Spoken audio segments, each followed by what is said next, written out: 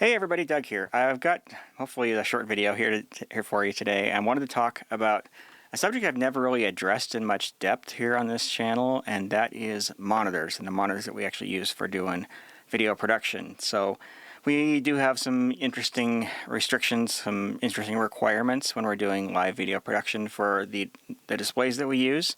And when I'm out and about working for other clients, I see a lot of people making some of the same mistakes in terms of buying equipment that they do. And I wanted to kind of cover at least a few options that are good options for doing live video production. So I have three monitors that I wanted to demonstrate here for you today. One is just for reference, and I'll get to that at the end. But the other two are models that I would actually recommend.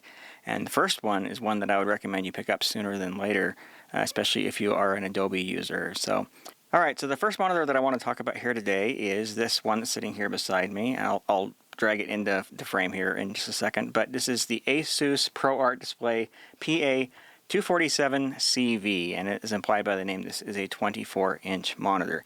Now, 24-inch monitors are kind of an interesting breed, and that most of the ones that are on the market at this point tend to be inexpensive models, and in my experience, a lot of these inexpensive models are lacking, especially when it comes to video production. So the biggest restriction that I see on a lot of these things is that they do not accept any sort of frame rate other than 60 or maybe 50 frames per second.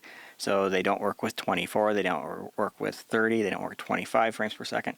And that can be a real problem, you know, if we're shooting in 24p or 30p or whatever, and we want to be able to plug in a monitor to HDMI output on a converter or a switcher or whatever, we're gonna want to make sure that that monitor is actually going to be able to display that signal. And for a long time, I was not able to find any affordable 24-inch HD monitors that were capable of doing 30 frames per second. And I stumbled across this one just a few days ago, really. I mean, this one's pretty new to me, but I was shocked at how wide the video format support is on this monitor. So again, I'm going to drag it over here and take a look and kind of talk a little bit about why this monitor is so amazing for live video production use. Alright, so here it is. This again is the Asus ProArt display PA247CV. This is part of the ProArt line from Asus. This is a line that they have for people who are actually kind of serious about the quality of their video. And I've kind of become pretty impressed by the ProArt line. And I know there's a lot of negative buzz around Asus right now. My experience has always been otherwise. I've never had any trouble with them whatsoever. But this monitor is pretty amazing. And again, this is from the ProArt line. I'm at a point now where I'm using a ProArt laptop, and the motherboard in my main daily driver PC is actually an Asus ProArt model as well. So these are designed specifically for creators. This is not a gaming product that's being, I don't know, adapted or pushed on people who are in the creative field. This is actually specifically designed for creators. And as you can probably tell from the image that you're seeing on screen right now, it has extremely accurate color. This thing is calibrated from the factory, average delta E of less than 2. For anybody who knows what that means, that's pretty impressive in terms of the color accuracy. It has pretty good brightness. It's 100% sRGB, 100% Rec 709. So this thing's going to accurately represent the video that's coming out of your video production system pretty well. It's going to be pretty faithful to what the original signal is all about. This is only a 1080p monitor. I'm going to be showing a 4K model here in a little bit, but this thing is actually pretty amazing. Not only does it have this amazing color reproduction and accuracy, it also is able to accept pretty much every video format that you can throw at it, and more than I was possibly expecting. And in just a moment here, I'm going to hook up a decimator and take you through all the different formats that this thing supports, because it's pretty much everything. There wasn't a video format that I threw at this thing that it couldn't take, but I wanted you guys to see for yourself.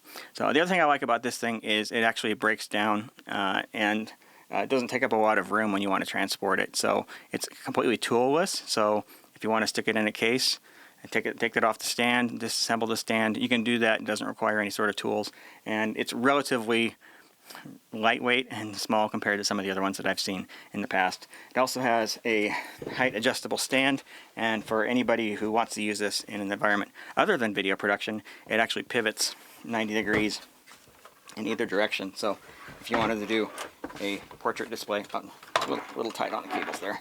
If you want to do a portrait display, it is absolutely capable of doing that in either direction. So pretty cool there.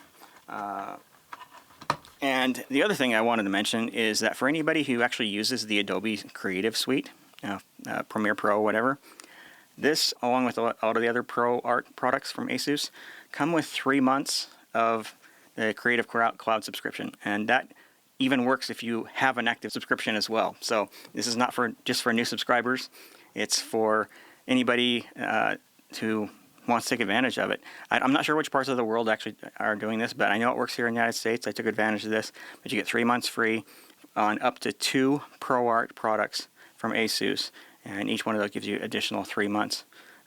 3 months on a new subscription or 3 months extended on an existing subscription. So when I signed up for this, my next billing month moved ahead by 3 months, and so I was able to get 3 months for free, which it's $56 a month. So 56 times 3, you're near the cost of this monitor in what you're getting credited for your Adobe subscription by purchasing this thing. So it's if you're someone who actually uses Adobe, you can almost essentially get this thing for near free.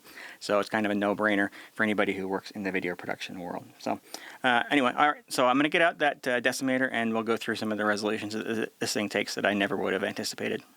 What I've got going on here is I've got the SDI signal coming from out of my ATEM switcher and coming into the 12G cross, and the HDMI output going from here into here. So I should mention that the signal that you're seeing on the monitor is going through several different steps. So it's coming out of the camera, going through an HDMI to SDI converter, then going through the ATEM switcher, and then one of the ATEM outputs is being input to the decimator here in front of me, and then the HDMI output of the decimator is going into the monitor. So there's going to be a little bit of latency there. You can see as I'm moving around that the signal is delayed by a little bit there.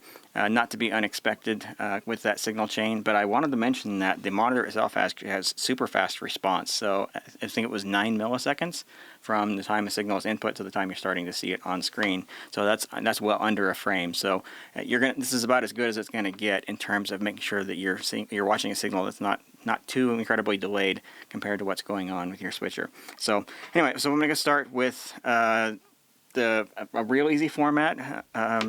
Well, easy for this monitor, not necessarily easy for other ones, and that's kind of why I've had trouble trying to find an HD monitor that actually works for live video production. But this right here is 1080p at 29.97 frames per second. So I'm shooting in 2160 at 29.97 frames per second. So this is essentially just downscaling for the monitor, and it's outputting at 30 frames per second, and the monitor accepts it no problem. That is unfortunately very rare for quote-unquote budget monitors, and so this one really stands out in that way, that it's able to support that 30 frames per second. Now I'm going to kind of go through the menu here and demonstrate a few other ones. Let's see, so let's go to, okay, it's 23.98 frames per second. It takes a second to resync, but there we go. So it's converting a 30 frame signal to 1080p at 23.976 frames per second, and the monitor is able to display it no problem. And then I will likewise do the similar True 24, and it'll pop up here just in a second. There we go. So there is the True 24 frames per second. All right, so in addition to that, incidentally, it actually does support the 2K wider frame. So you notice that there's the bars on the left and right. It's actually being squeezed just a little tiny bit. So the cinema style 2K is something that supports in all the different frame rates there. So that was 30. Here's 29.97. That should pop up. There you go. 25. It's 25 frames per second. Actually, not only that, this is actually PSF. So this is an interlace signal that's going into the monitor. So let me actually get to the progressive versions of it. There we go. So 2K P30, and that'll work just fine. It'll pop up here in a second. And then 29.97, again, that's going to work just fine, no problem. And those of us doing live production, we probably wouldn't be using these 2K signals. But so let me just jump ahead. So this one is 1080p at 60 frames per second. So not 59.94, but 60.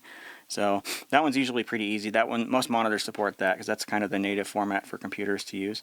And then we go to 1080p 59.94, and this one's a little harder to find monitors that will actually support this. That's the video format here in the United States, rather than the computer format. So not all computer monitors will support that. All right, move over to 50 frames per second. No problem here. It just takes it, just works. And then we also go into the 2K at 60 frames per second as well. All right, let me advance to a few others that are a little more surprising. So as mentioned, I already did one interlaced format as PSF, and let me try another one here. So let's go to, well, okay, yeah, 1080 at 29.97 frames per second. This is progressive segmented frame PSF, and it's taking it just fine. And unlike some of the other monitors that I've seen out there, this actually will display it without the overscan. So, like for example, all the Dell monitors that I've used, they overscan all interlace footage, and there's nothing you can do about it. There's no option in the menu to prevent that. So this one's able to output it just fine without that overscan going on. Again, same thing at 30 frames per second. Here's 1080i at 50 frames per second. Again, it just works, no problem. 1080i at 59.94 in HD. So again, no problem. And then keep going here. Some obscure formats that you would never ever see used. This is 720p at 29.976 frames per second. It just takes it. It just works with it. 24, same thing. 25. Yeah, 720p at 25 frames per second. Bingo, it'll pop up here in a second. Got it. No problem. Keep going. We'll find some other obscure ones here. Let's see. What's 720p at 60 frames per second? That's a pretty standard format. So I'd be shocked if it didn't do that one, but it certainly does. Here we go. This one is this one is another one that's shocking. So this is ED, or enhanced or extended definition. So 576p at 50 frames per second. So this is essentially standard definition in progressive at 50 frames per second. Displays it, no problem. Let's go to 480p, 59.94 frames per second. No problem, just takes it. SD, standard definition, 576i at 50 frames per second. Displays it, no problem. 480i, 59.94 frames per second. So you kind of get it. This monitor takes everything under the sun, just displays it, just works with it, doesn't complain. It just does what it's supposed to be doing. Now the ones that actually surprised me the most, though, let me actually scroll all the way through the menu and find the one that I wanted to show you here. So this one was shocking to me. I wasn't expecting this whatsoever.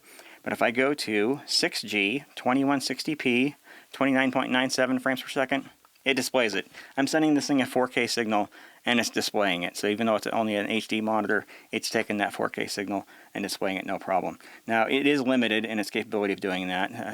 Here's 25. That one should just work. Yep, 25 frames per second. 24 just works. 2398 just works. 4K, the wider format, if 30 frames per second, takes it, no problem.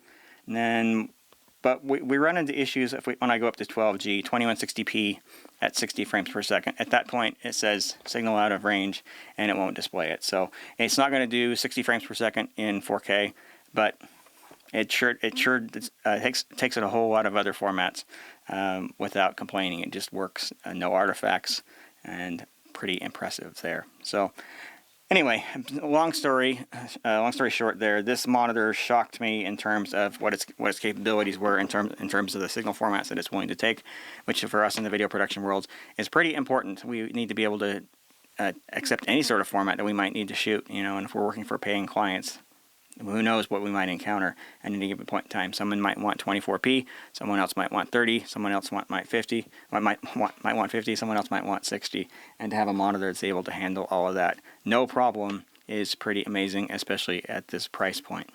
So there's that one, a monitor that I'm pretty darn impressed with. The image looks great. It takes every format under the sun. It's got low latency, amazing image quality, and it's quite affordable, especially if you're a Creative Cloud user and can take advantage of that 3 months free offer, because, I mean, that nearly pays for the monitor in and of itself right there. So if that's a monitor you might be interested in, I appreciate you using the link that's popping up there on your screen. That really helps out the channel quite a lot in purchasing that through Amazon, and I very, very much appreciate that. So great monitor. The other thing that I forgot to mention earlier is that it has USB ports on the back, and those USB ports do supply power even when not connected to a computer, unlike some other monitors that are out there. And so you're able to use that to run, say, a little converter, no problem whatsoever. So you're able to take just a little tiny SDI to HDMI converter, stick that on the back of the monitor, power that device, that converter, from the monitor itself and display a signal, no problem. So a great monitor for anybody who's doing live video production. All right, this is the next monitor I wanted to look at here. This is the LG 27UP600-W. This is, as the name implies, a 27-inch monitor, and this is one that's been available for at least a couple years now, and I have a whole slew of these things. I've been replacing all sorts of monitors everywhere with this model right here. It's pretty inexpensive for what it is. It normally sells, well, the normal asking price on it is $349, but they go on sale a lot. And I've gotten a number of them from Best Buy. I never pay more than $249 for them, and I've gotten a number of them at $199. It's been a while since I've seen that $199 price tag, but $249 is usually pretty achievable, and that's actually the price right now as I'm shooting this video as well. So it's not that much more expensive than the Asus that I was showing just a moment ago, but it is 4K and it's bigger, and it's a pretty good monitor for doing stuff with video production. Like the Asus, it takes every video format under the sun that I've thrown at it. It just works. It even does interlace. It does 24p, it does 30p, at 1080 at 4K. It just handles all of it without complaining. It does interlace without overscan. All those things that you would kind of want from a monitor that you're doing in video production. And it actually breaks down pretty easily as well. So I'm able to fit two of these with the stands in a relatively compact bag, and I just carry that to every production that I do. And I set one of these things up in front of my ATEM advanced panel. The height is just about perfect for being able to see the entire monitor when it's set up behind one of the advanced panels. You're able to look over the panel and see the entire display. It works pretty well. It's got pretty good viewing angles, good brightness. It's technically an HDR display, though it's sort of the fake HDR. I wouldn't use it for that. It does 95% of DCI-P3, which we don't really use, and I think it's a pretty high percentage of Rec 709, which is what we do use in video production as well. Again, pretty happy with this one. The one thing that I wish this had was built-in speakers. I didn't mention that, but the Asus that I showed earlier actually does have speakers built into it. And so you can get just a quick reference audio track coming out of it. This one does not. It does have headphone jack on the back, so you're able to plug in another set of speakers or a pair of headphones and be able to listen to the audio that's on this thing. But it does not have speakers like some of the higher end models that are available from LG's lineup. So one of the things I like about this is that if you don't put the stand on the back, the back is completely flat, unlike some of the LG's lower end models where they have a little stub where the stand actually connects on and kind of gets in the way. So this one doesn't do that. It is completely flat if you don't elect to not put the stand on it. The stand does require a screwdriver. There's 2 Phillips screws in order to attach the stand to it. So I just keep a screwdriver in the bag with this one. And anyway, so this one is a monitor that I do love. I've got quite a bit of experience with this thing with this thing now, and it's been absolutely great. This is would not be a great gaming monitor. It's only 60 frames per second, but it is low latency, so you're able to see the signal without too much delay.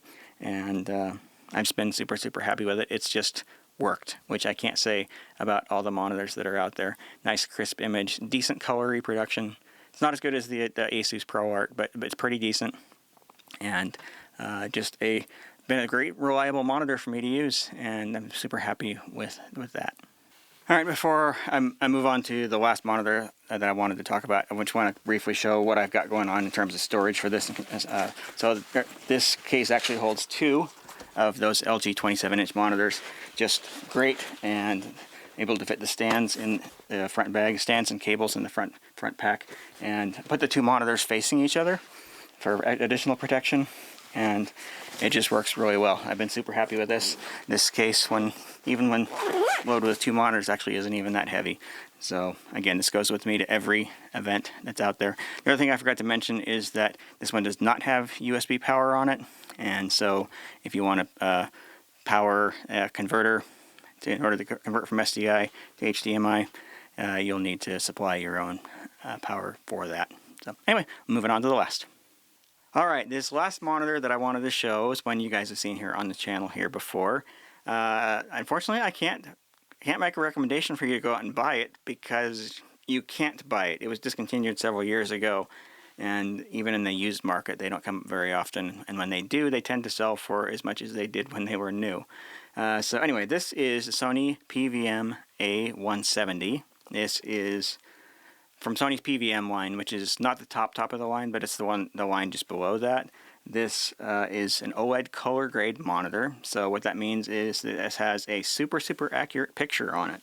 So if you want to know what your video signal actually really looks like for real, and in this case you're not working with HDR, a monitor like this is absolutely amazing. And for example, because it's an OLED, it has perfect blacks, the color accuracy is just absolutely phenomenal, and it's something you can calibrate pretty easily on your own. You don't have to send it out in order to have that done. But anyway, so this is only a little 17-inch monitor. It's not very big, but it is designed to be rack mounted. So there are optional rack rails you can get. It will fit just perfectly in a standard 19-inch rack. And this is a monitor, again, that I am super pleased that I own. I didn't think I was going to be able to afford one of these things, but I actually got one a number of years ago, and I'm glad that I did, and especially at the time that I did, because the model that replaces it I don't think is as good unless you're doing HDR, and it's twice as expensive as this one was. And so yeah, for anybody who has one of these things, they're kind of holding on to them, and you know, not in most cases not willing to part with them because they are a pretty special monitor.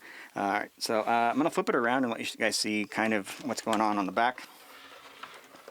So I think you'll be able to see this. So it's got SDI inputs and outputs. There's actually two channels of inputs there, 1 and 2. And then in addition to that, it also has composite. So anybody who's still working with standard definition, you actually have composite video inputs there as well.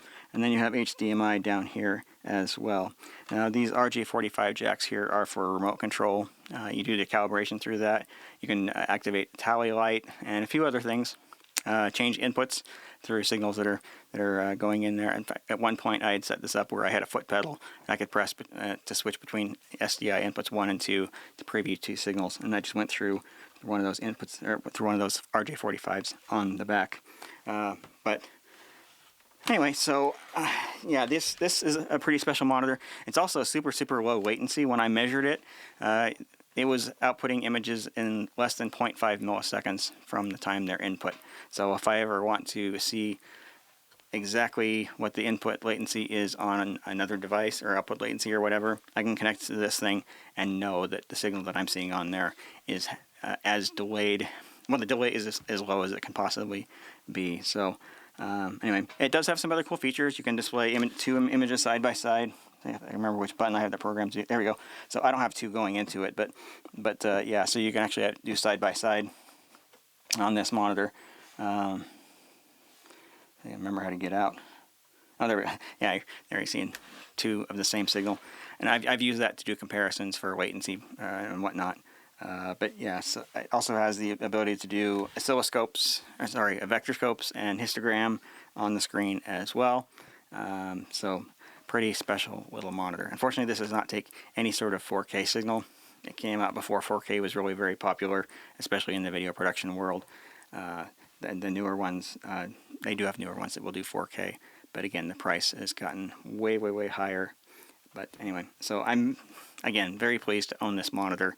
It's been great to have, especially when I need to make absolutely sure that the signal that I'm producing in an edit or live stream or whatever is exactly what I think it should be. You know, a monitor like this can really help you to know that you're doing the best job you can in terms of getting the right exposure and focus and color accuracy and everything. So anyway, again, Sony PVM A170, fantastic monitor. And if you have the opportunity to pick one of these in this series up, I would recommend you do so because they are absolutely fantastic.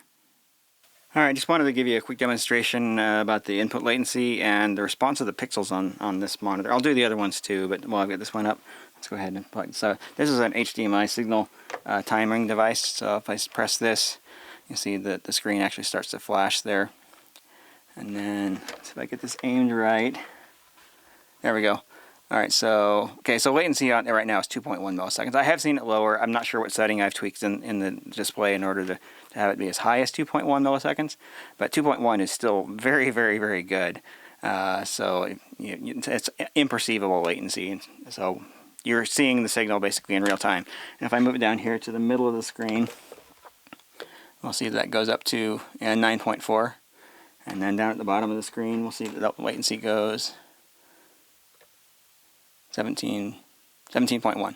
Okay, and the other thing I'd mention here, I'm going to pull this monitor over a little bit so you can see a little bit better. This graph down here at the bottom shows you how quick the pixels are to respond. And so that flashing on and off that you're seeing, you can see that the OLED is turning on basically immediately and turning off basically immediately as well. So you're not going to get any motion blur introduced by the OLED panel itself with this one. So anyway, I'll hook up the other ones and let you see how those do as well. Alright, so now I'm testing the Asus ProArt in this case, and getting an input latency there of 1.3 milliseconds at the top of the frame. Again, that's super, super impressive. And I'll move that down and get the center of the frame here. And that where it's at 8.5. It's hard for me to see. Yeah, 8.5. And then down here at the bottom of the frame we are 16 milliseconds. So again, pretty good. That's actually extremely good for a consumer monitor. I also notice here it doesn't have quite the same response in terms of turning pixels on and off that the OLED does, but it's not terrible. It's actually reasonably good, so you're not going to necessarily see a ton of motion blur from this one either.